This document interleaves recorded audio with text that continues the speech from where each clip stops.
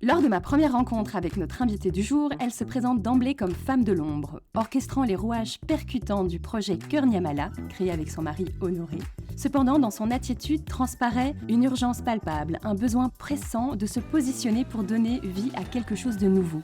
Une énergie intérieure forgée par ses années d'expérience dans de très grosses boîtes, mais aussi avec des épisodes moins drôles, comme la maladie et les nombreuses visites à l'hôpital. Un parcours qui la pousse à chercher l'harmonie entre corps et esprit, à trouver sa voie, celle qui fait sens, celle qui fait du bien. Ça, c'était il y a plus d'1 an. Bonjour, bienvenue chez Nomad Community. Je suis Aurélie Ancard, fondatrice de Nomad Community, un coworking café à Bruxelles. Grâce à cet espace, j'ai la chance de rencontrer chaque jour des indépendants, des freelances, des entrepreneurs passionnants. Bien que les échanges soient hyper intéressants, ils sont souvent trop courts et j'ai eu envie d'en apprendre plus sur mes visiteurs. Alors si vous cherchez de l'inspiration, de la compagnie dans votre aventure entrepreneuriale ou simplement une écoute enrichissante, ce podcast est fait pour vous. Installez-vous confortablement et rejoignez-nous. Inès Ganoun, où en es-tu aujourd'hui ? Salut Auré. Salut Inès. Ce qui m'a émue quand j'ai lu l'intro il y a quelques minutes, c'est de réaliser que 1 an plus tard, j'en suis là où je voulais être il y a 1 an. Ça, c'est beau. C'est émouvant. Et pourtant, je me souviens au tout début, quand tu commençais à construire l'idée, en fait, je me souviens tu parlais d'accompagnement, tu faisais déjà les cercles d'entrepreneurs, je pense. C'était ou des cercles de discussion, des cercles de parole. Ouais, des cercles de parole et c'était pas spécifique entrepreneur à l'époque. Mm-hmm. Et qu'est-ce qui a poussé du coup à créer cette... Comment tu l'as construit cette offre ? Parce que je trouve qu'aujourd'hui, 1 an après, prends ce qu'on peut prendre, hein, prends. Je trouve que l'offre est bien ficelée, la communication est au top. Un peu trop de texte à mon goût, mais clairement, comme tu peux comprendre, je suis plus audio, mais vraiment bien ficelée. On sait où tu veux aller, on sait ce que tu proposes. Franchement, en 1 an, beau travail. Merci, je prends. Et je pense... Alors, comment je l'ai ficelé ? En fait, je me revois en novembre-décembre de l'année dernière dire à Ono ce que je devais faire pour Cœur Niamala, à savoir faire en sorte que le projet existe, émerge, te lancer, structurer ça et qu'on soit pas comme sur des roulettes, mais en tout cas que ce soit lancé et que les fondations soient posées. C'est fait. Et ce que j'ai fait pour toi, j'ai de l'espace et j'ai du temps pour le faire pour d'autres, en fait. Et si je l'ai fait pour toi, qui est un artiste et un entrepreneur en réalité, je peux le faire pour d'autres aussi. Et je crois que la transition, elle s'est faite comme ça, de réaliser que, parce que l'offre en question s'appelle Deuxième Cerveau et se décline de différentes façons, j'ai été... Honoré a été la première personne que j'ai accompagnée sous Deuxième Cerveau, en réalité. Et j'avais pas le nom, et on est en novembre-décembre, je crois qu'on se balade à la Hulpe, et je dis, en fait, il me manque le nom. Et je dis, c'est un truc, j'ai pas envie de mettre le mot boost, parce qu'il est partout, c'est pas motivé, mais en même temps, il y a structuré, puis en même temps, j'ai bossé 10 ans en finance, donc je sors pas non plus de nulle part, j'ai pas envie qu'on pense que je suis une espèce de coach Instagram qui a fait 3 formations en ligne. Et je cherche, et j'envoie un message à une pote en disant « second brain » en anglais. Puis elle me dit « mais pourquoi pas en français, en fait ?» Et le truc est sorti comme ça, et je me suis dit « en fait, c'est Deuxième Cerveau ». Et dès que le nom est arrivé, et pourtant Dieu sait que je suis pas très bonne en naming en réalité. Bon, les mots, c'est quand même ton truc. Mais les mots, oui, mais pas les noms de formules, en fait. C'est-à-dire que je pense que les mots longs, les textes longs, les virgules, les adverbes, etc., il n'y a pas de problème. En revanche, le nom d'offre, il y a des gens qui sont bien plus doués que moi. Mm-hmm. Par contre, quand l'appellation Deuxième Cerveau est arrivée, je me suis dit « c'est ça ». Parce que je voulais pas c'est pas me cacher, mais je voulais pas utiliser à ce moment-là le mot coach. J'étais pas encore à l'aise avec le mot mentor. Il y a le mot consulting qui était là parce que j'ai été consultante dans une vie passée. Et consultante, ça, c'est facile. C'est facile. J'adore quand les gens me disent je suis consultant. Je suis là, tu te caches derrière un titre. Exact. On ne sait toujours pas ce que tu fais. Exact. Et c'était facile. Et coach, j'étais là, pas trop. Et Deuxième Cerveau, c'était nickel. Donc c'est venu du nom. Ensuite, j'ai écrit un mail au Pincote Parvis de Saint-Pierre, et ce mail très long d'ailleurs, ma vie, mon œuvre, qui suis-je pour t'accompagner, d'où est-ce que je viens, quelles études, quelles expériences, que ce soit pro en finance d'entreprise, en entreprise, et en fait toute l'expérimentation Cœur Niamala, où en quelques mois on a fait de Ono musicien, qui n'est pas musicien dans la vraie vie, qui était musicien à l'époque quand on vivait encore au Sénégal. Mais en fait, on a fait son métier en quelques mois et on vit. Et on a vécu direct. Et j'ai envoyé ce mail aux gens qui avaient demandé. Et Ah oui, t'avais fait un teasing sur J'avais fait Insta. un teasing Ouais. qui s'appelle Une story, une boîte à questions, des adresses mail récoltées. Et je sais pas, quelques jours après, le Et t'as calendrier envoyé. a commencé à se remplir. Ouais. Et tout de suite, t'as eu tes premières... Tout de suite. J'imagine, je dis elle, parce que... Il et elle. Il et elle, il y avait un Direct. il quand même. Il y avait des îles, c'était pas mal des gens en couple, les îles. Enfin, je dis pas mal, il y en avait plusieurs. Tu vois Mais, de qui tu parles. Ouais, voilà. Ça a commencé comme ça, en fait. Et ça a commencé comme ça. Et donc, à fur et à mesure, tu as construit ton offre parce que tu as la session deuxième cerveau en one-to-one. Après, il y avait, tu peux en prendre plusieurs C'est ça. d'affilée, un package. En fait, je viens de la team perfectionniste. Si c'est pas parfait, ça ne peut pas être lancé. Et j'ai expérimenté l'extrême inverse de meuf, commence avec 2 heures et tu construiras par-dessus, en fait. Et je réalise qu'aujourd'hui, en fait, ça fait plus en quelques mois, donc depuis janvier que les premières sessions ont commencé, à aujourd'hui, on est à 120, 130 sessions déjà avec des mois de pause. Donc, Oui, parce qu'il y a les vacances et tout ça, donc tu n'es pas en train de... Non, et il y a Kernamala qui continue de prendre du temps en réalité, donc je suis pas à 100% sur mes activités en tant que mode. Et donc ça s'est construit comme ça. Ça a commencé par tu viens 2 heures, tu te déposes, je suis ton deuxième cerveau pendant 2 heures en fait. Bah, j'adore, ouais. J'en parlerai après, mais ouais, j'adore la formulation. Et mais en fait, il y a des gens à qui ça suffit, le one-shot, parce que tu as besoin de clarté, tu as besoin de te confronter à toi-même d'une certaine façon. Ou autrement appelé né dans son placard. Exact. Il y en a pour qui c'est, entre guillemets, juste ça. Et c'est d'ailleurs ce que je trouve assez... le terme de coach peut avoir son sens ici, parce que c'est, pour moi, faire accoucher les gens d'eux-mêmes, et donc tu sais ce que tu dois faire, mais tu le fais pas, et là, tu es confronté à en fait, si, tu sais, pourquoi tu le fais pas, qu'est-ce qui bloque, on y va. Et il y en a pour qui ça va, ça suffit. Et il y en a d'autres pour qui aller sur... être accompagné sur du plus long terme pour que la mise en action se fasse et avoir quelqu'un à qui rendre des comptes sur le chemin. Et donc, les cycles sont nés de ça. Et au début, ça a été des cycles de 3 sessions. Puis en fait, il y en a qui voulaient continuer. Donc, c'est devenu des cycles de 6 sessions. Et puis, j'accompagnais à la fois des gens qui voulaient se lancer et des gens qui étaient déjà lancés depuis un certain temps. Et j'ai vu que les comportements et les besoins n'étaient pas les mêmes. Pour beaucoup, les gens qui étaient déjà lancés, c'est je viens, je vide ma tête, je restructure ma tête, j'ai de la clarté, je me barre et je reviens dans 2 mois parce que j'ai besoin de refaire le point et de m'assurer que je suis toujours sur les rails. Deuxième cerveau, je crois vraiment, prend tout son sens. Et l'autre, c'est vraiment accompagnement, un peu incubateur. Mais main dans la main, comme ça. Ouais, c'est ça. Ah, main dans la main. C'est dans le site, partout. Ceci étant dit, c'était un bon nom de... on garde le naming pour plus tard. En fait, c'est ça ma spécialité. C'est exact. Mais je voyais, typiquement sur Telegram... alors, c'est pas systématique, mais il y avait ce truc de les entrepreneurs plus avancés l'utilisaient jamais.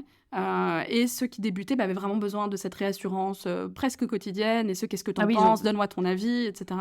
D'être rassuré. Exactement. En chemin. C'est clair qu'au début, quand tu te lances, t'as besoin d'avoir quelqu'un dans ta poche et de te dire... Exactement. Enfin, dans ta poche, parce que c'est pas par le c'est téléphone, mais... Oui, c'est ça. C'est l'idée. Et donc, en fait, ça s'est construit à travers l'expérimentation. Et ça, je suis assez fière de ça parce que c'est pas mon modèle d'apprentissage initial ni de passage à l'action initiale. Et finalement, aujourd'hui, c'est aussi ce que, j'allais dire je vends, mais ce que j'apprends, je pense, surtout ce que je transmets plus qu'apprendre. C'est ça. C'est, en vrai, t'auras jamais toutes les réponses. Elles viendront sur le chemin. Donc, genre, lance-toi et tu verras. Ouais. Et puis, mon produit n'est pas parfait, mais déjà propose un premier... exact. Un premier essai. Ça fait penser à ce terme que j'ai déjà oublié. MVP ou pas du tout? Oui, c'est ça. Ouais, c'est exact. D'ailleurs, on en parlait en session il y a quelques jours. Et c'est important d'identifier... On va remettre le nom en entier, c'est... Minimum Viable Product. Yes. Et c'est important d'identifier qu'est-ce que ça veut dire minimum pour toi et aussi qu'est-ce que ça veut dire dans le package, dans le sens où moi, je sais que le volume est aussi venu du fait que les tarifs étaient peu élevés au début. Et j'avais ce truc de, comme c'est pas parfait à hauteur de ce que j'imagine, la totalité fait sens. Enfin, le package prix plus service fait sens. Et ça a évolué au fil du temps. Parce que je me souviens, tu t'es rapidement dit, OK, vu la valeur que je donne, le travail que ça me prend, tout. Je rappelle qu'à la fin de chaque session, tu remets tout par écrit, à plat. Avant, c'était un mail. Maintenant, j'ai reçu, moi, parce que personnellement, je suis passée entre les mains de Inès. Maintenant, c'est un beau document que je n'ai même pas dit. Je t'ai même pas dit qu'il était magnifique, mais très beau fichier avec tout ton branding et tout. C'est vraiment... Et tu l'imprimes et tu te dis, OK, je le laisse là sur mon bureau et j'y retourne quand j'en ai besoin, quand je voulais un peu y voir plus clair. Quels étaient mes objectifs déjà? Qu'est-ce que j'en avais dit? C'est génial d'avoir cette note en plus. Et c'est vrai que j'en parle assez peu dans la communication, mais c'est vrai que pour moi, c'est une vraie valeur ajoutée dans le sens où l'idée, C'est tu te déposes et tu te poses. Tu poses ta tête, non, parce qu'on réfléchit, on interagit. C'est vraiment pas du top-down comme session. Mais si t'as pas envie de prendre des notes pendant 2 heures, tu les prends pas. Enfin, la charge mentale, elle est chez moi. L'objectif, c'est de faire baisser la charge mentale aussi, quoi. Ouais, c'est ça. Donc, merci pour le level up de la synthèse, ça me fait plaisir. Ouais. Comme je disais, je faisais le bilan pour toi là en 1 an en me disant waouh, on était parti d'une idée qui était plutôt floue à quelque chose qui est maintenant construit. Ouais. Et bon, c'est peut-être un peu tôt pour parler de la. Non, si, on va parler. Maintenant, tu te diriges vers autre chose, non ? Ouais. Alors, je dirais que je complète. Il y a une notion qui est hyper que j'adore, qui est celle d'écosystème, et j'adore encore plus celle d'écosystème cible, dans le sens où ça me permet, en tout cas pour moi, de me dire je sais où je veux aller, je sais où je suis aujourd'hui, et c'est OK que je sois pas directement là où je veux aller, en fait. Ça, c'est un process, quoi. C'est un process. C'est des étapes. Exact. Et ça a commencé par la session one-shot pour entrepreneurs ou futurs entrepreneurs. Aujourd'hui, les offres pour entrepreneurs sont à peu près claires. Je pense qu'elles vont continuer à évoluer, notamment la formule accompagnement main dans la main. Mais je pense qu'elle continuera de s'affiner en fonction des problématiques que je rencontre et que rencontrent surtout les personnes que j'accompagne. Mais j'ai envie d'aller aussi j'y suis déjà, mais de développer plus la partie corporate. T'as déjà des clients en entreprise, trop bien. En accompagnement individuel. Maintenant, l'idée, c'est aussi d'aller sur de la formation, sur des thématiques autour du leadership notamment, et de la créativité et du sens au travail. Je pense que ce serait... ça peut être très, très, très intéressant. Et pour revenir sur les entrepreneurs, il y a aussi toute la partie création de formation en duo avec Julie. La psy des entrepreneurs. Entrepreneurs et entrepreneuses tous les entrepreneurs. Oui, de tous les entrepreneurs, clairement, qui vient ici souvent. Ouais. Entre autres, oui. Ouais. J'ai vu dans ta bio, d'ailleurs, sur Insta, que tu mets d'abord salarié avant entrepreneur et futur entrepreneur. Et je me suis demandé si tu as déjà un positionnement un peu plus large que tu essayais de toucher ou c'était le hasard. Sur Insta ou Ah ouais, ça m'étonne. Ou alors si c'est le cas, enfin c'est sûrement le cas si tu l'as vu, ça devait être en termes de... Non, c'était tard, hein. C'est sûrement possible. Le rythme de la phrase qui me semblait mieux comme ça. Oui, c'est le côté scribe Je pense que c'est le côté scribe qui a pris le dessus sur ça. Non, je sais plus où j'ai vu ça. C'est peut-être sur le site en fait, des salariés. Quelque part, il était marqué salarié en premier. Et je pense que c'est le rythme de la phrase, à mon avis, que j'ai priorisé. Ce qui n'est peut-être pas le choix le plus pertinent d'un point de vue mais non, parce que finalement, ta cible, tu l'as déjà touchée. Les entrepreneurs et futurs entrepreneurs, tu as déjà, tu veux étendre un autre. Je pense que c'est logique de pousser ce truc-là. Effectivement. Ceux-là. Exact. Comme tu le disais, j'ai parcouru donc énormément ton site internet. Ma vie, mon œuvre. Non, mais il est très bien fait, magnifique. Magnifique branding, je dois dire. Merci. Et je suis tombée sur cette phrase. Littéraire dans une famille de scientifiques, pas nécessairement à ma place en école de commerce, mais pas nécessairement à ma place non plus en fac de philosophie. Trop créative chez les financiers, mais pas assez pour les artistes. J'étais là, ah oui, d'accord. Donc on est sur... tu as donc suivi 2 cursus Oui. En entier. Philo et école de commerce. Alors, en entier, pas à mon sens. J'ai une licence de philosophie, donc je crois qu'en Belgique, c'est l'équivalent d'un bachelor. Moi et ma vie, mon œuvre et mon niveau d'exigence, un jour, j'aimerais bien avoir un doctorat en philosophie. Donc, ça veut dire continuer un peu plus, ou d'abord un master, etc. Donc, j'ai pas fini la philo au sens où je voudrais la terminer. Enfin, je voudrais la poursuivre plutôt, parce que c'est pas quelque chose qu'on termine. Maintenant, c'est déjà là. Et finance d'entreprise, est-ce que j'ai fini ? Oui, je suis diplômée d'une école de commerce. J'ai une spécialité en finance d'entreprise et contrôle de gestion. Qui était ta première vie ? Qui était ma première vie. J'ai bossé une dizaine d'années dans de très, très grosses boîtes. Très grosses boîtes. Est-ce que j'ai fini ? Je ne sais pas. Maintenant, est-ce que j'ai bien avancé sur le chemin ? Ouais, je pense. Ah, tu veux dire fini au sens... Je pense que... L'humilité face à la vie, ça fait quand même partie de mes valeurs principales et de mes leçons. Tu parlais de la maladie notamment, alors sans vouloir dire la maladie comme ça, mais j'ai appris par la force des choses et c'est pas quelque chose auquel je croyais avant, qu'on ne décide pas de tout et donc peut-être qu'un jour je reviendrai à la finance d'une façon ou d'une autre. Et je pense que j'y reviens aujourd'hui en réalité en bossant avec des entrepreneurs et c'est juste un angle différent en fait. Moi, ce que je trouvais marrant, du coup, c'est pas marrant, j'ai mis entre guillemets, c'est que finalement les deux sont très liés aujourd'hui. Tu vois, bon, la philosophie de vie, ou en tout cas le développement personnel, je ne vais pas dire que c'est de la philosophie, mais en tout cas, c'est se connaître, prendre sa place, ce monde, cette société, comment construire le tout. Et la finance avec justement cet accompagnement très technique, parce que parfois, tu as clairement le coaching pour aider ces entrepreneurs à se lancer ou à s'affirmer ou à prendre leur place. Mais il y a aussi tout l'aspect économique, tarifaire. Donc, bien sûr. Donc les deux, finalement, les deux sont très liés. Aujourd'hui, tu as l'union des deux.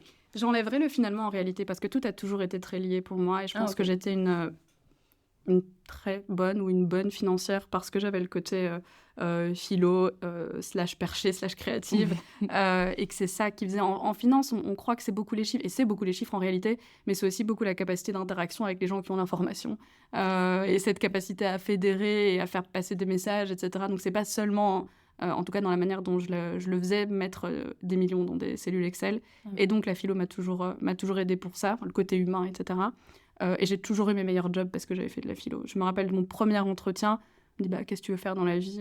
Je veux trouver du sens à ce que je fais. C'est la première chose que j'ai répondu, j'avais 20 ans, je me rappelle de cette salle. Et pareil, en et consulting. t'as répondu quoi Et il m'a répondu quelque chose que je n'avais pas compris à l'époque. Il me dit mais on ne trouve pas le sens, on le crée. Et j'étais là, mais quelle star, j'adore ce mec. Il faudrait que je lui dise un jour. Ça a été mon et du coup on le crée. Bien sûr, je pense qu'on le crée. C'est comme en session, les gens sont là, mais qu'est-ce qu'on doit faire ? Mais on cherche pas une solution, on cherche pas la bonne solution, on crée la solution qui est juste pour soi. Donc c'est pas de trouver la solution. On répond pas à un problème mathématique. Enfin pour beaucoup, je dis pas dans tout, mais la plupart du temps, c'est créer ce qui nous va à nous, comprendre ce qui nous va. Donc oui, on crée plus qu'on trouve, je pense. C'est bon. C'est cadeau. Et pour revenir sur les cursus, c'était donc parce que c'était pas des cursus qui ont été suivis en Belgique. Non. C'était où ? C'était en France. Je suis diplômée donc d'Audencia. C'est une école de commerce à Nantes, en France, après 2 ans de classe préparatoire, et de la Sorbonne en philosophie. Paris, oui. Ah, t'as fait un passage à Paris. J'ai fait plusieurs passages à Paris, ouais. Oui. J'ignorais. Écoute, on est là, on est là pour ça. Ok, et comme on en parlait justement de ton expérience passée, cette expérience, je ne sais pas si tu veux revenir sur les structures dans lesquelles tu as été. C'était Nestlé, si je me souviens bien. Il y en a eu plein. J'ai bossé... on peut dire des noms ou pas On peut dire des noms, bien sûr. Mais j'ai bossé vraiment, you name it, I've done it. J'étais chez L'Oréal, chez Deloitte, chez Accenture, chez GSK, chez Nespresso, chez Canal+, au Sénégal. Qu'est-ce que j'ai fait encore ? Mais t'as quel âge ? Mais j'ai l'air plus jeune que comment dire, on pense que je suis plus jeune que ce que je suis, et quand on m'entend, on pense que je suis plus vieille que ce que je suis. C'est surtout qu'en réalité, j'ai changé de job tous les 2 ans. Et je pense que c'est un bon indicateur de... j'avais très peu envie d'évoluer au sein des structures. De façon... ça, c'est horizontal. Non, ça, c'est vertical. Ouais, je préférais changer à chaque fois. Et au bout d'un moment, j'ai compris que c'était peut-être que j'étais pas dans le bon domaine ou dans la bonne sphère. De changer tous les 2 ans. C'est un bon indicateur. Ça a été au bout de... Après, on dit 3 ans, un poste. C'était des boîtes, en réalité. C'était même pas un poste. C'était... Ouais, t'évoluais déjà en interne. Mais je changeais de boîte. J'ai changé de boîte, mais et en interne, oui, dans les boîtes. Évidemment, j'ai pris plus de responsabilités au fur et à mesure, etc. Mais c'est vrai que je suis pas restée... je rentre stagiaire et je finis CFO. J'ai jamais fait ça. Changer. Ouais. Donc... On reviendra sur la partie Sénégal parce qu'elle est aussi hyper intéressante. Mais donc, à un moment donné, tout ça s'est arrêté très brusquement. Ouais. Tu dis, je pense que je l'ai retrouvé sur un je me suis demandé. Premier post Insta. Je me vois texter des messages à mon équipe 3 minutes avant le scanner en mode petite check-up, je reviens. Et puis après en mode, en fait, ça n'a pas l'air si bien parti de cette affaire. Qu'est-ce qui s'est passé ? Mais je me demande si c'était pas le 14 septembre. Novembre. Pourquoi j'ai septembre ? Effectivement, c'était novembre, t'as tout à fait raison. Je connais bien ta vie. Mais écoute, Instagram connaît beaucoup de choses. Novembre, effectivement. Ça faisait un week-end que je crachais du sang. Ça commence bien. Très bon week-end. J'avais vu une de mes amies, Pauline, et elle me disait, meuf, t'as vraiment pas une bonne tête. T'es un peu rude. Hein. J'avais emmené manger Noah au resto, une pizza la veille. Tous les 2, j'avais perdu mon portefeuille. J'étais vraiment pas bien.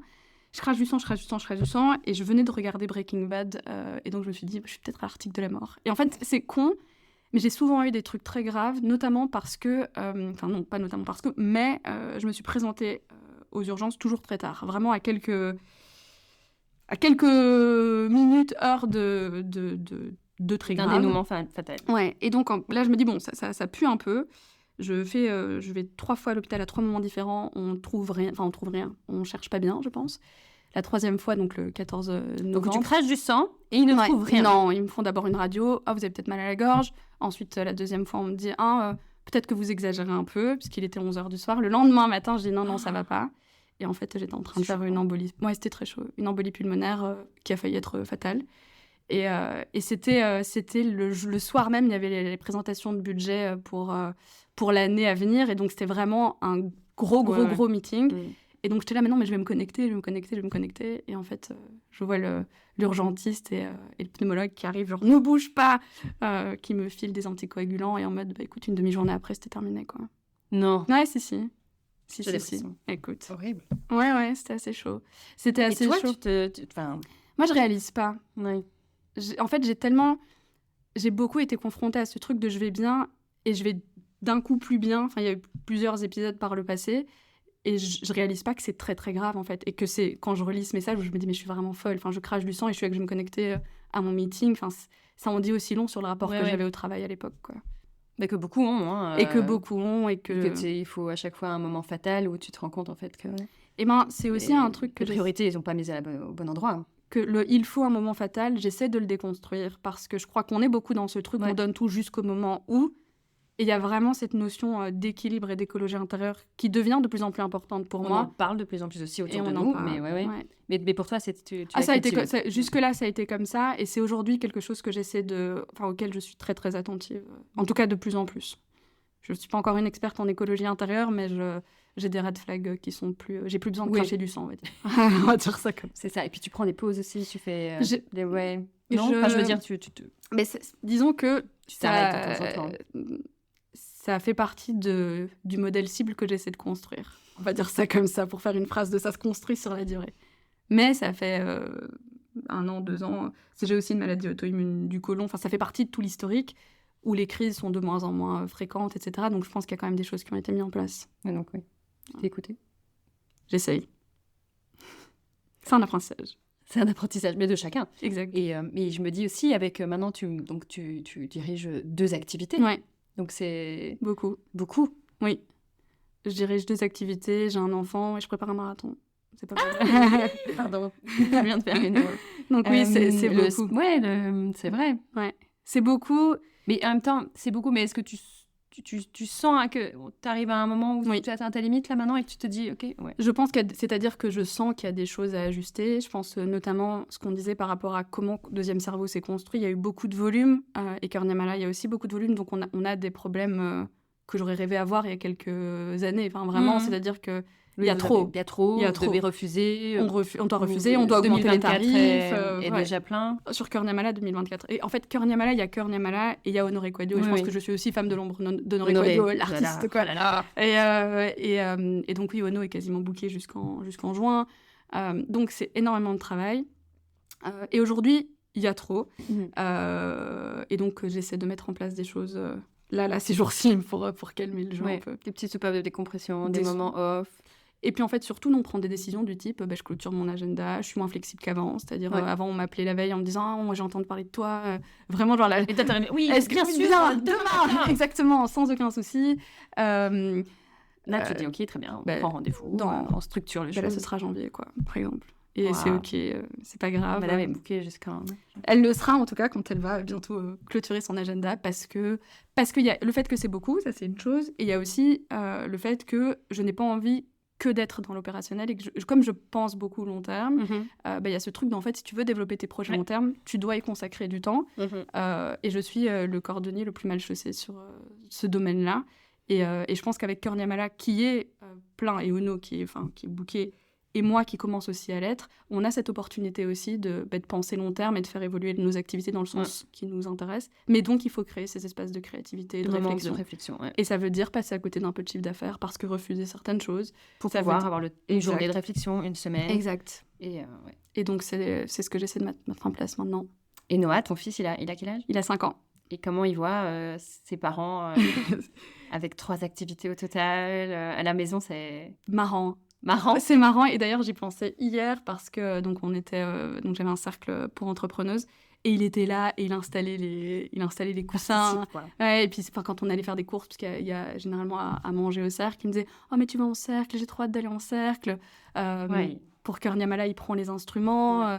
Après, quand je lui demande « Papa, il fait quoi ?» Il me dit « Papa, il est musicien. » Et maman, elle prend des cafés avec ses copines. J'étais là, mec. Et non, c'est pas faux. Pas que ça. Il me dit ça. Et il me dit « Et maman, elle vérifie les entrées pour les ateliers. Ou qui est présent aux ateliers. » J'étais là, gars, t'es mignon, mais pas entièrement. Ouais. Pour Elliot, je fais des pâtisseries. Exact. Franchement, oui, mais pas seulement. Mais et je me faisais la réflexion il y a pas longtemps en me disant, en fait, je trouve ça cool que dans sa vie... en fait, il va en studio avec son père, il fait des shootings avec nous. Alors, il y a quand même toute une réflexion autour de l'image des enfants, etc., qui reste un peu dans nos têtes et qu'il faut qu'on cadre. Mais c'est vrai que je crois qu'il a pas... il a une... Comment dire ? Je veux lui transmettre, et ça, c'est aussi quelque chose que j'ai écrit dans Ma vie, mon œuvre, mon compte Instagram, le fait que bosser, ça peut pas juste dire être très bien payé dans une grosse boîte, et faire de la finance, ou souffrir. Alors, ça veut pas dire qu'il faut pas travailler, parce que le flow a ses limites. Mais j'ai envie qu'il puisse se dire qu'il a envie d'être musicien, qu'il a envie d'être artiste, qu'il a envie d'écrire, ou qu'il a envie d'être médecin, ou qu'il a envie d'être... ou whatever en réalité, parce que je dis que des trucs qui sont socialement renommés, c'est pas ça que j'ai envie de transmettre.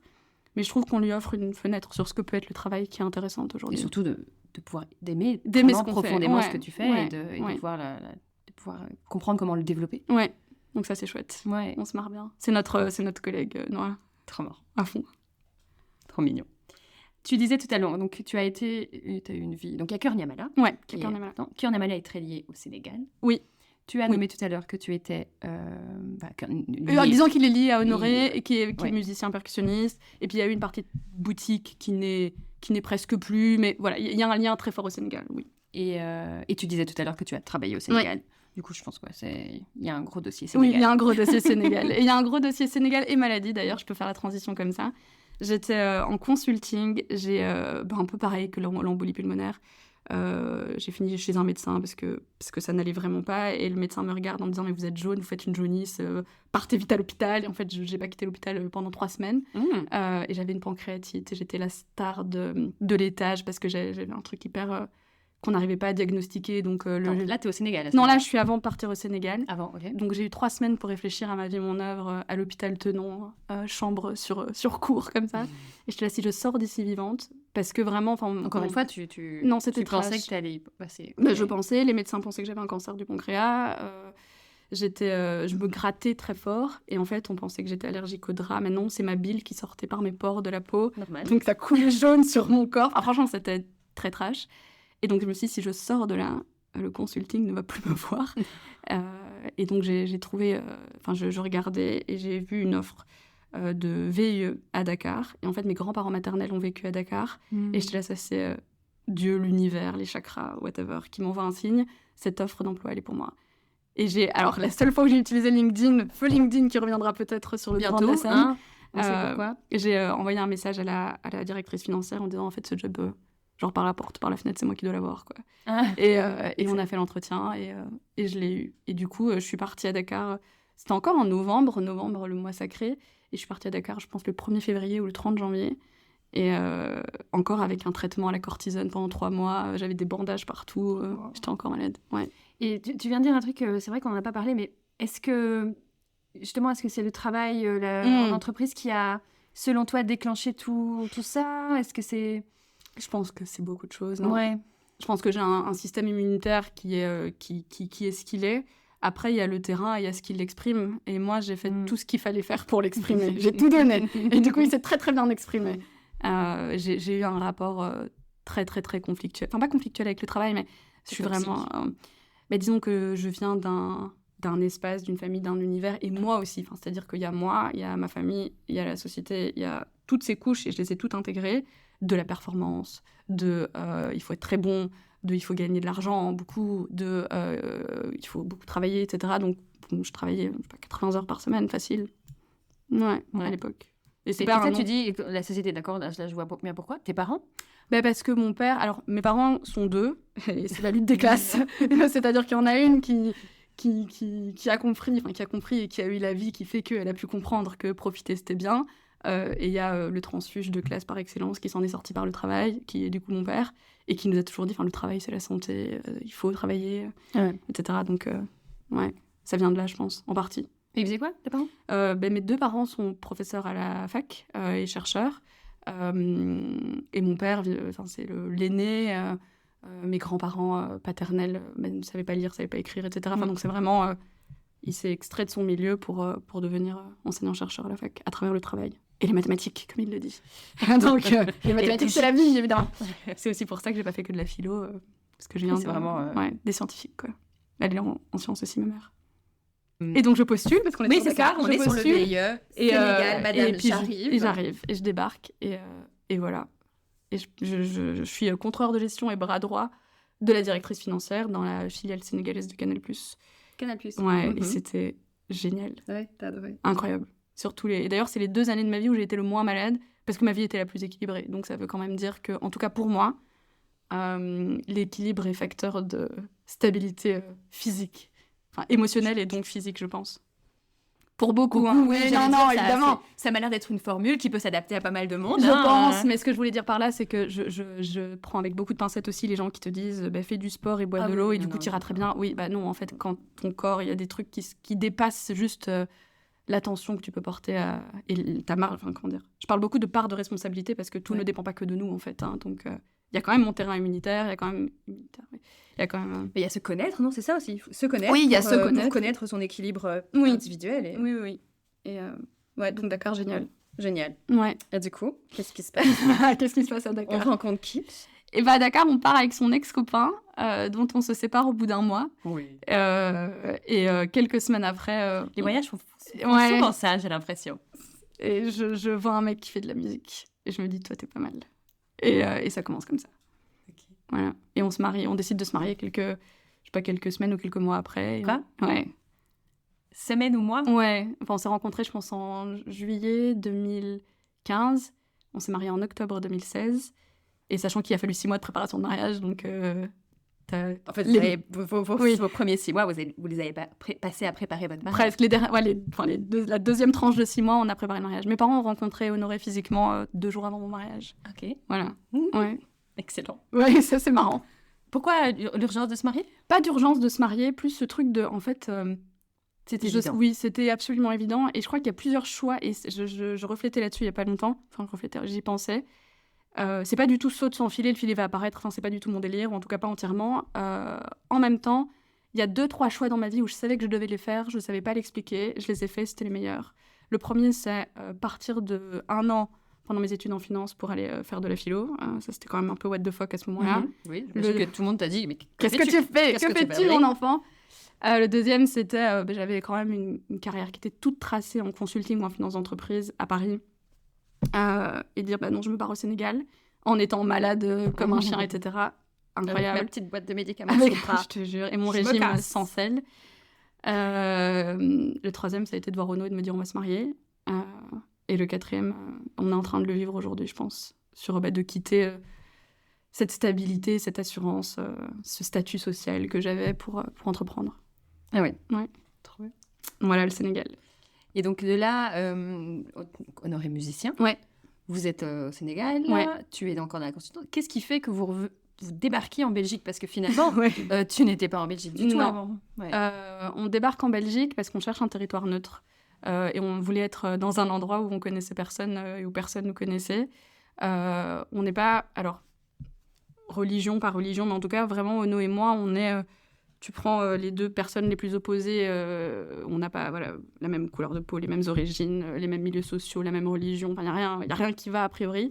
Et donc on voulait construire une famille dans un espace neutre pour pouvoir nous créer nos propres repères et pas être influencés par les siens si jamais on était trop influencés par les siens. Si on était au Sénégal, et trop influencés par mes codes, si on allait notamment à Paris avec mes potes en finance, d'école de commerce, etc. C'était pas l'objectif. Donc la Belgique, c'était parfait, connaissais personne. Et vous ne connaissiez rien? Enfin, je veux dire, rien, non. C'était vraiment genre, ok, c'est le plus près? Non, en fait, on a regardé, il y avait Amsterdam aussi, et j'ai trouvé mon premier job à Bruxelles de Dakar, et je te l'ai passé très bien, ce serait à Bruxelles. J'avais passé un week-end, je sais pas, quelques années avant, et ça m'avait l'air sympa. Mais c'était chez qui, du coup, qui a débarqué? C'était mon premier, un peu une disruption, je sais pas si on dit ça comme ça, dans ma carrière. C'était chez Robert Walters en recrutement pour des profils financiers. Donc j'étais là, tiens, est-ce que j'essaierais pas ça parce que bon, j'en ai un peu marre de mettre des millions dans des cellules Excel, même si c'est pas que ça. Et d'optimiser, s'il vous plaît. Et puis non, je réduis le job, c'est vraiment pas du tout que ça. Mais voilà, je voulais un peu sortir de ça. Et puis finalement, l'esprit d'analyse m'a manqué et puis j'avais pas envie de faire du recrutement. Donc j'ai commencé par là en arrivant en Belgique, mais je suis vite retournée en consultance, ouais. Okay. Et qu'est-ce qui se passe Honoré, à ce moment-là, il fait quoi? Honoré, il a un job dans une boutique et le Covid arrive. Il fait de la musique un peu comme ça. Mais l'objectif, c'était de se stabiliser. Et le Covid arrive, l'embolie pulmonaire arrive. Et ça arrive en même moment, en fait. Et on se dit, tiens, est-ce qu'on commencerait pas un projet, en vrai Et on se dit qu'on créerait bien une boutique d'artisanat du Sénégal. Et ça a commencé comme ça. On fait venir des produits, on fait des ventes dans notre salon, on rencontre des gens. C'est le compte Insta où les gens débarquent chez toi. Alors après le Covid, ils n'ont pas débarqué chez nous pendant le Covid, mais ça a commencé comme ça. Et en fait, le futur, les produits, quand on recommande une grosse quantité de produits, ils sont bloqués au port pendant genre 1 an. Et donc ainsi, en fait, c'est pas la bonne idée. D'office, ils sont bloqués pendant un an, c'était pendant le Covid? Non, c'était pas pendant... Non, c'était plus le Covid. Mais ils ont été bloqués et à chaque fois, on avait ce truc de « Ok, ça va se relancer, ça va se relancer. » Et puis bref, ça se relance pas. Et en fait, il s'avère qu'il y a une instit qui nous avait acheté plusieurs trucs. D'abord un panier, puis un balafon, puis un djembé. Et on se dit... en fait, on va lui offrir un truc parce qu'elle est trop sympa, elle vient chez nous, elle nous achète des trucs, on l'aime bien. Et Ono, qui faisait de la musique à Dakar, se dit tiens, je lui ferais bien un atelier dans sa classe. Mais ça n'existait pas encore. Ça n'existait pas du tout. Il fait l'atelier, il dit c'était trop bien. Il a adoré. Il a adoré, les enfants ont adoré, l'institut a adoré. Et on se dit mais en fait, mec, t'es musicien, tu faisais ça à Dakar. Les produits sont bloqués, pourquoi on ferait pas ça? Et il y a eu un autre truc, on voulait remercier la crèche de Noah parce qu'on avait adoré. Il a aussi offert des ateliers dans la crèche, même retour. Et je crois quelques semaines après, il se met en indépendant complémentaire. Et sur ses jours off, il commence à faire des ateliers, quoi. Enfin, sur ses jours off, il commence à faire des ateliers. Et voilà, ça a commencé comme ça. Fou. Ouais, assez fou. Fou. Oui. Ouais, trop bien. Encore une fois, une idée, on lance, on teste, on voit si ça prend, ça plaît. Ok, on construit un peu plus l'offre et on la développe. Exact. C'est votre manière de fonctionner. Ça l'est devenu. Et il y a aussi cette idée de donner avant de recevoir. De donner, ouais. En fait, ça a vraiment commencé en mode, on lui fait un cadeau, quoi. Et c'est comme ça que ça s'est créé, ouais. Cette phrase-là, donner avant de recevoir, c'est une phrase que tu ressors, que tu m'as beaucoup ressorti. Que tu ressors tout le temps. Arrête pas. Non, mais que tu m'as plusieurs fois mentionné. Et c'est vrai que j'y pense souvent. Parfois, avant d'aller chercher tout de suite, parce que je vois beaucoup d'entrepreneurs qui veulent à chaque fois fixer leur prix, un prix élevé, il faut que je sois... Ouais. Clairement, on mérite tous d'être payés à notre juste valeur, mais à un moment donné, quand tu débutes, ou que tu testes ton offre, il faut parfois laisser passer ça et dire, voilà, je profite de cette expérience, en fait, je vais gagner moins en expérience, je vais me roder, et ça va me permettre après de mieux m'assurer d'avoir justement... Déjà, j'ai des premiers clients, mais aussi de m'assurer de pouvoir vendre convenablement ce que je vais proposer. Et donc c'est un conseil, je pense, qui n'est pas assez répandu. Ou en tout cas, qui l'est, mais qui est parfois dévalorisé, et c'est un peu dommage. En fait, je vois 2 trucs là-dedans. La première, c'est vraiment en termes d'interaction humaine. Et je crois que alors, c'est pas qu'on attend beaucoup des autres, et tu me diras, beaucoup de gens donnent aussi sans réciprocité, mais ouais, ce truc de juste de gentillesse et de gratuité dans les échanges, en fait, qui fonctionne. J'avais écouté un épisode de podcast de Louise Aubéry avec la créatrice des Secrets de Loli, qui avait dit, en fait, le truc le plus sous-coté en entrepreneuriat, c'est la gentillesse, et que quand tu traites les gens bien, ils se rappellent de toi, en fait, parce que... et c'est vrai que nous, parfois, Ono, il me dit, mais nous, on abuse peut-être un peu, mais genre, quand je réponds aux mails ou quoi, enfin, vraiment, c'est pas que j'y mets les formes, c'est juste... On est gentil, en fait. Les 4 points d'exclamation, etc. Voilà. Et en fait, ça fonctionne. Mais on fait pas ça parce que ça fonctionne. C'est juste... Mais parce que c'est vous, profondément, tu vois. C'est aussi, je crois que la gentillesse est sous-cotée. Et qu'effectivement, ça fonctionne. Ça, c'est la première des choses. Et la deuxième des choses, c'est de regarder les choses dans leur ensemble. Et quand tu dis, au début, quand on commence notamment... en fait, il n'y a pas que l'argent qui rentre en compte. Il y a l'argent, mais il y a l'expérience, il y a le sentiment de confiance, il y a le fait d'affiner ton offre, etc. Et donc, quand ta balance, tu la vois comme ça, tu vois qu'elle est beaucoup plus équilibrée que quand tu regardes juste service-argent. Là, tu dis, oui, c'est déséquilibré. Oui, mais en fait, c'est parce qu'il n'y a pas que ça que je regarde.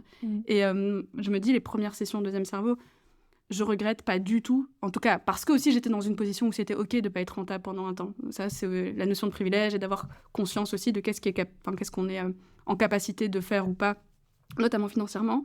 Mais je regrette pas, et pareil pour Kern Yamala, parce qu'on a commencé à des tarifs dérisoires, d'avoir perdu de l'argent au début, parce que je sais ce que ça m'a apporté sur le long terme. Notamment le sentiment de confiance, qui fait qu'aujourd'hui, j'ai de moins en moins peur d'afficher d'autres tarifs, etc. Et je pense que la confiance, c'est pas qu'elle s'achète pas, mais elle est peut-être plus précieuse qu'une transaction financière juste à l'instant T, quoi, quand on regarde sur le long terme. Tout à fait d'accord. Donc, vous êtes sur un business model, vous testez votre offre. Et là, je vois du coup le travail d'Inès arriver. OK, il y a potentiellement de la demande. Les ateliers fonctionnent, les gens aiment bien. Comment tu construis encore, une fois, l'offre? Pour Kern Yamala, en fait, ça a été très... je vais pas dire simple, mais c'est de se dire... Atelier. Aujourd'hui, c'est plus que l'offre... C'est réfléchir autour de la cible, nous, la réflexion qui s'est faite, parce qu'on a commencé avec... en fait, on a réalisé, mais c'est aussi la vie qui a fait ça, parce qu'on avait un enfant Onoa était petit à ce moment-là. Pour les 0,3, il n'y a pas grand-chose.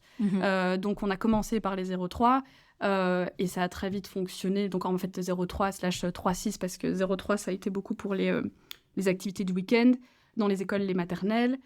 Mais en fait, on a aussi les primaires, donc on se dit... Il y a les écoles, il y a les familles, maintenant il y a le corporate qu'on est en train de développer aussi, parce que du coup, en tant qu'Honoré, pas en tant que Kern Yamala, il fait tout ce qui est team building, il y a les voyages sonores, enfin, c'est vraiment, l'activité s'est construite une étape après l'autre. Et puis on a aussi enlevé des choses, dans le sens où, à la base, donc il y avait la boutique, on réalise qu'au vu de la demande qu'il y a, on n'a pas la capacité, parce qu'on n'est que deux, de gérer ça. Donc pour l'instant, on la garde, mais c'est pas quelque chose qu'on entretient. Elle est encore active là sur le site? Oui, elle est active. On ne communique pas du tout dessus pour l'instant. On peut avoir des demandes parce qu'il est en atelier. On dit, mais en fait, il y a des instruments, si vous voulez, vous pouvez en commander sur la boutique, etc. C'est plutôt comme ça. Vous vendez les instruments? Il y a des instruments pour enfants. Parce que je me souviens de la vannerie. Oui, c'est ça. Il y a aussi des instruments pour enfants, des balafons, des djembés. On s'est dit à un moment donné, parce que pour moi, Ono, c'est un magicien des mains. Donc, est-ce qu'il va pas... il a beaucoup massé Noah. Moi, quand j'avais des problèmes de ventre aussi. Et donc, on s'est dit, est-ce qu'il va pas faire du massage pour bébé? Donc, il s'est fait former. Et après, on s'est dit, non, on se diversifie trop. Il n'a pas le temps aujourd'hui de faire ça. Et donc, on a commencé. Puis après, on s'est dit, non, on laisse, ça, c'est pas grave. Et donc, voilà, ça s'est construit de manière incrémentale, en fait. Et avec une réflexion sur la cible. Et aujourd'hui, la réflexion qu'on a, c'est justement dans cette idée modèle cible et écosystème cible et évolution et long terme, de se dire ce business model, il a beaucoup de sens aujourd'hui en Belgique, pendant qu'Ono est jeune et fort, etc. Parce que c'est une activité qui est très... qu'on ne voit pas, mais la logistique est énorme derrière. Moi, je vous vois débarquer à chaque fois quand il y a des ateliers chez Nomad. Déménagement. C'est un déménagement. Et ce n'est pas des instruments très légers. Non. Et donc, c'est pas tenable à long terme, à très long terme, je dirais. Et on a aussi cette envie un jour de probablement retourner vivre au Sénégal. Et donc, il y a toute cette réflexion de comment on passe de ce business model qui est très géographiquement ancré et qui est très physique à quelque chose qu'on peut exporter. Et c'est la réflexion qu'on a envie d'avoir, mais qu'on n'a pas le temps d'avoir pour l'instant. Et c'est pas avec justement le côté justement artistique d'Honoré qui, du coup... C'est une piste, mais ça veut dire qu'il faut l'investir, tout comme on a investi Kern Yamala en communiquant beaucoup dessus, et puis qu'on doit se donner les moyens d'aller développer ça, parce que ça se développe. Mais oui, c'est une piste, d'aller plus sur le côté artistique que prestation de services autour notamment de l'enfance et de la petite enfance, etc. Et il n'y aurait pas une possibilité... Non, c'est impossible de recruter ou d'avoir une équipe On nous l'a beaucoup dit. Maintenant... Parce que c'est la solution quand un business dépend d'une personne, de peut-être multiplier, d'avoir une équipe pour pouvoir soutenir le tout. Ça fait peut-être partie des croyances qu'on doit désancrer, nous. Maintenant, c'est vrai qu'on vend, entre guillemets, mais c'est aussi ça, un concept familial. C'est vrai. Et aussi, alors, comment dire, je ne vois pas que les bons côtés de Noah, mais là, clairement, c'est le bon côté. Il a vraiment ce truc c'est un musicien incroyable. Et au-delà de ça, c'est aussi quelqu'un qui transmet très bien, qui a une relation aux enfants très bonne, aux adultes. Il a cette capacité de créer des liens entre les générations, etc. Et en fait, on a beaucoup de gens qui sont soit des musiciens, soit des gens qui savent parler à un public et qui sont pédagogues, etc. Et on n'a pas, en tout cas, Trouver trouvé encore cette paire quelqu'un qui réunit les deux. synthétise, à part Ono. Donc Honoré a des défauts. Il en a mais Parce on n'en que- parlera pas ici. Vous travaillez énormément à deux, du coup. Ouais. Et comment ça se passe C'est intéressant. C'est intéressant. C'est sympa. Ça se passe bien. Ça se passe. Non. Bah, la chance qu'on a, c'est qu'en fait, on a des skills qui n'ont rien à voir. Donc, pas trop marcher dans les... C'est ça. Tu t'occupes Ouais. de certaines tâches et lui, vous Voilà. vous mélangez pas. Il s'occupe pas d'Insta ou des choses Non. comme ça. Non, mais aujourd'hui, on est quand même confronté à une problématique de temps, notamment... Enfin, lui, de temps, parce qu'il y a ce qu'on voit sur Instagram, mais il y a tout le reste. Enfin, Ono, il fait aussi des sessions percu DJ le soir. C'est-à-dire que Instagram, c'est vraiment la partie... Instagram, les activités Környamala, c'est la partie... émergée. Émerger. C'est la partie qu'on voit de l'iceberg. Il y a beaucoup d'autres choses qu'il fait sur lesquelles on ne communique pas. Donc lui, en termes de temps, il n'en a pas, déjà. Et moi, j'en ai de moins en moins. C'était facile quand j'avais toi, que t'étais Környamala. Femme de l'ombre. Femme de l'ombre. gestionnaire de Quand mon rôle projet. était femme de l'ombre, c'était OK. Mon rôle aujourd'hui est femme de l'ombre / femme de l'ombre d'autres personnes qu'Honoré. Ouais. Et du coup, j'ai moins de temps à consacrer à ça. Et ça fait partie aussi... Voilà, il faut qu'on retrouve un autre équilibre pour continuer à développer les projets en parallèle et pas juste capitaliser sur ce qu'on a construit les dernières années, en fait. Donc, ça se passe bien.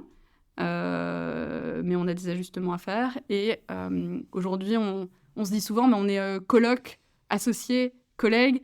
Ce serait bien qu'on repasse du temps en tant que personne et qu'on parle pas de Környamala Ouais, c'est ça. ou de nos projets de vie professionnelle, quoi. C'est vrai que c'est dur. Ben, là, je le vis également avec Anthony. Maintenant, le professionnel est très présent Très à la présent.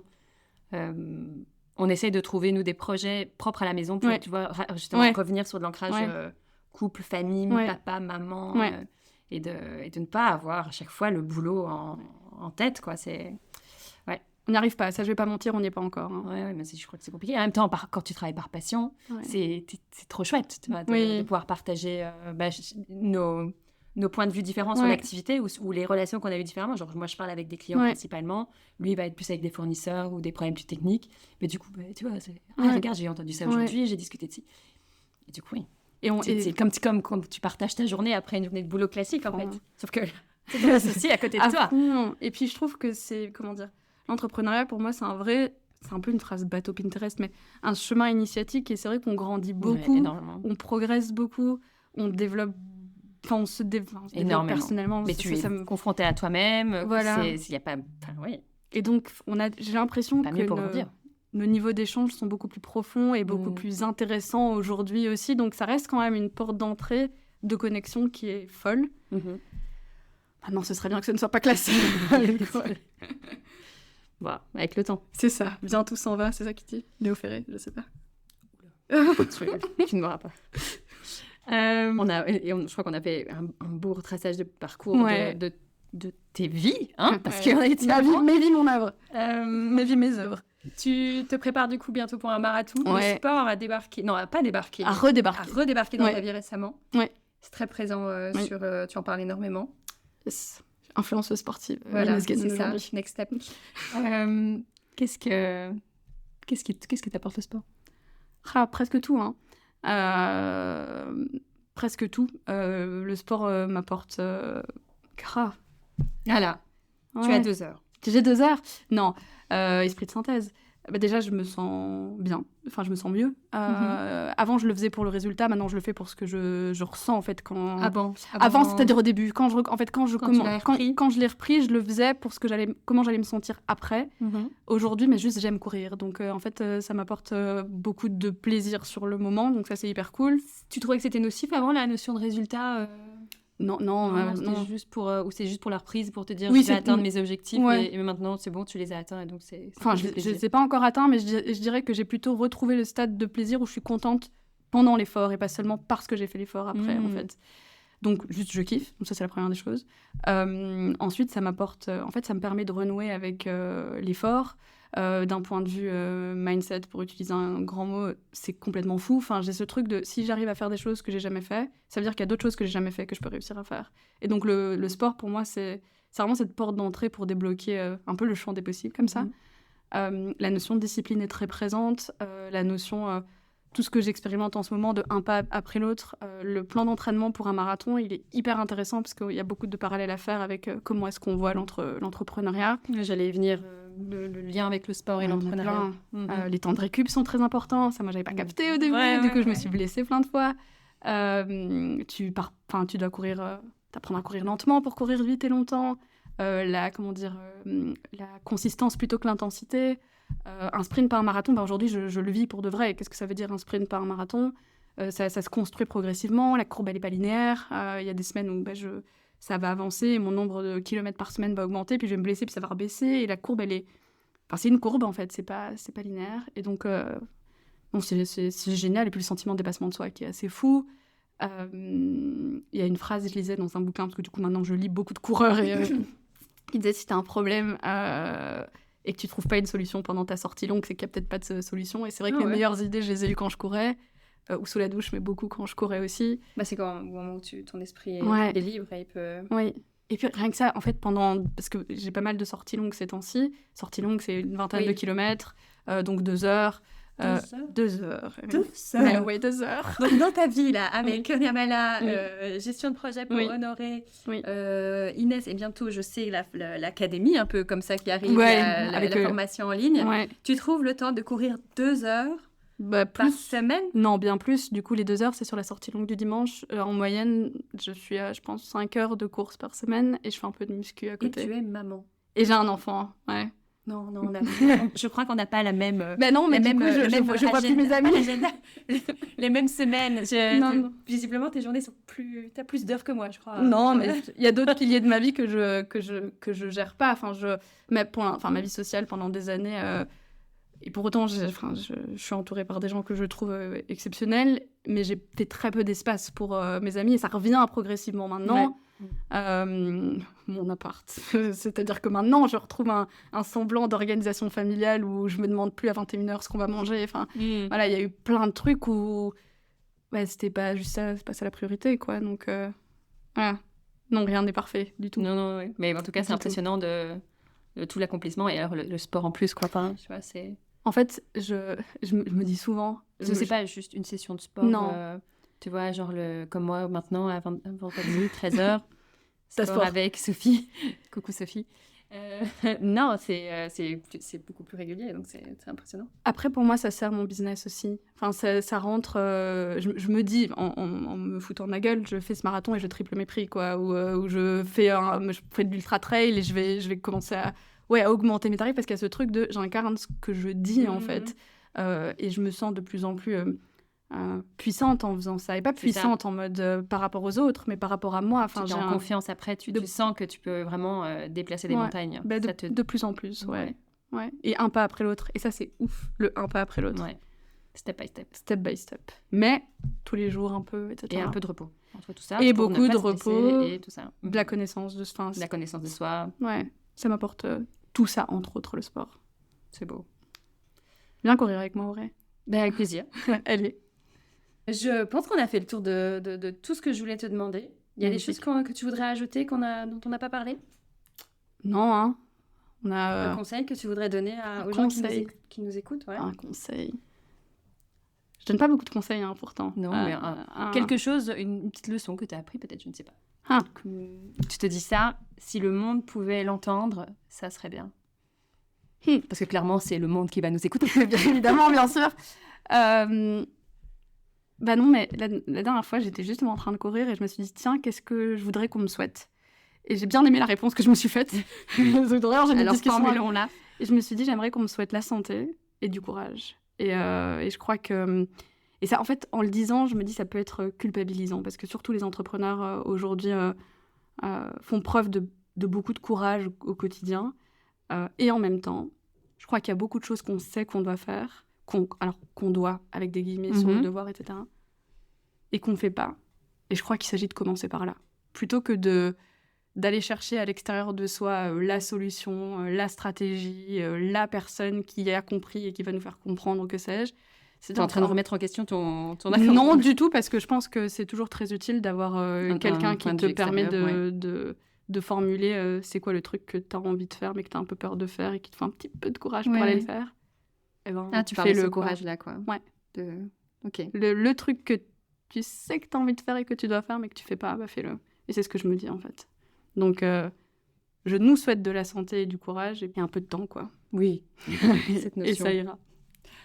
Merci Inès. Merci, Auré. Vous pouvez retrouver Inès sur Instagram, bientôt sur LinkedIn. Ouais, bientôt. Et même chose pour Cœur Niamala et Honoré qui sont également présents sur Instagram, je pense. Exactement. Une autre plateforme, non?